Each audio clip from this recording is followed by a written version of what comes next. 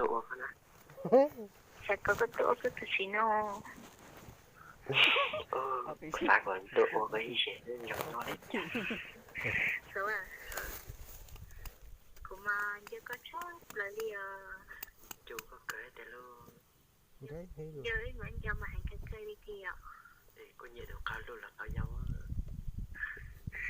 Số à thì cô hai đấy sẽ tới câu của tao đó.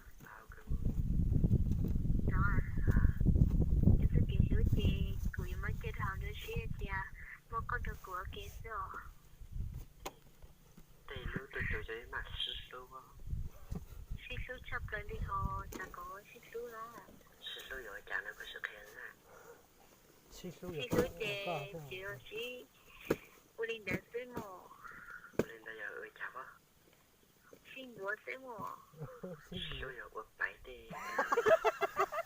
Chị ông phải theo ông bố thế xin đúng à.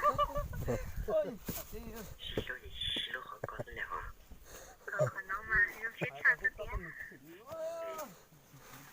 Cô bà tao mà sao cháu ấy sẽ lên. Cứ mà tới khi mà lần đầu đã biết lần nó sẽ chỉ dùng nó chỉ cả hình đậu rồi.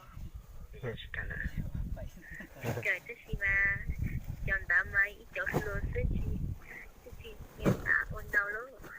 số gì có bị mua bên trong nhau. Có nhà nó lúc lúc nữa. Thì chỉ lúc đó mình chỉ lo lo sức họ. Đồ mẹ